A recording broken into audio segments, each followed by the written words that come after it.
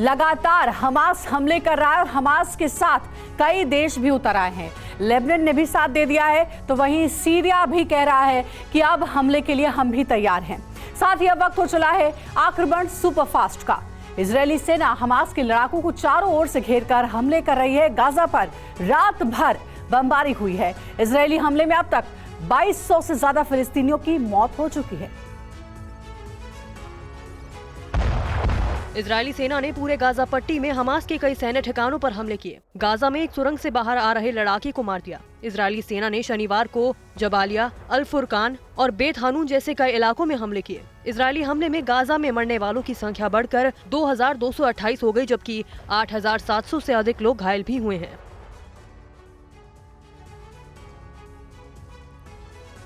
और लेबनान की सीमा पर तनातनी और ज्यादा बढ़ गई है। इजरायली सेना ने घेराबंदी तेज कर दी है। सैकड़ों टैंक बॉर्डर पर पहुंचे हुए हैं।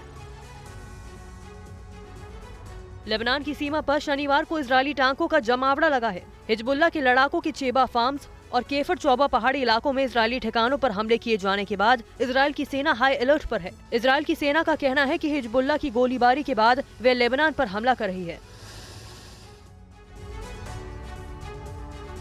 ईरान ने इजरायल को गाजा में हमले रोकने की धमकी दी है। ईरान ने कहा है कि अगर हमले नहीं रोके गए तो अंजाम बुरा होगा। गाजा पट्टी में हमास के ठिकानों पर इजरायल की भीषण बमबारी जारी है। इसी बीच ईरान ने इजरायल को धमकी दी है कि अगर गाजा में हमले नहीं रोके गए तो अंजाम भुगतना होगा। गाजा पर हमले रोकने के लिए ईरान दखल देगा। ईरान ने संयुक्त राष्ट्र में इजरायल के खिलाफ शिकायत करते हुए गाजा में हमले रुकवाने की अपील की है।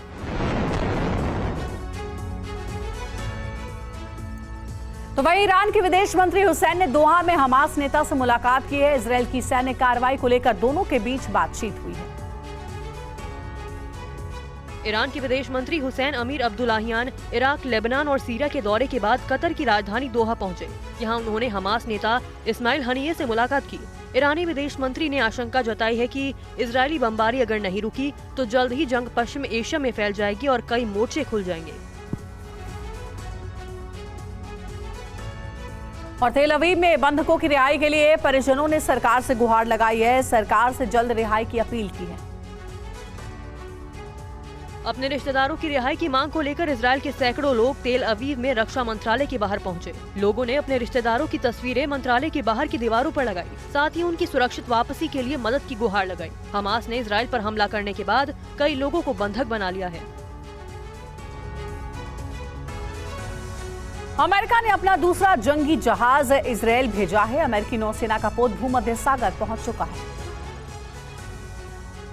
इजरायल की मदद के लिए अमेरिका ने अपना दूसरा विमान वाहक पोत रवाना कर दिया। अमेरिकी नौसेना का पोत ड्वाइट आइजनहावर भूमध्य सागर पहुंच चुका है। पोत की तैनाती इजरायल में कहां की जाएगी, इसका खुलासा भी नहीं किया गया। इससे पहले अमेरिका ने Gerald R Ford carrier Israel भेजा था। हमास के रॉकेट हमले के बाद तेल अवीव समेत कई शहरों में रात भर हवाई हमले के सायरन बजते रहे। सायरन बजते ही भागते दिखे लोग।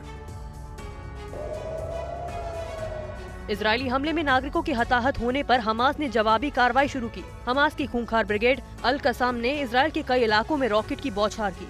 इसके बाद तेल अवीव और गाजा के पास की बस्तियों समेत मध्य इजरायल के कई शहरों में हवाई हमले के सायरन बजने लगे।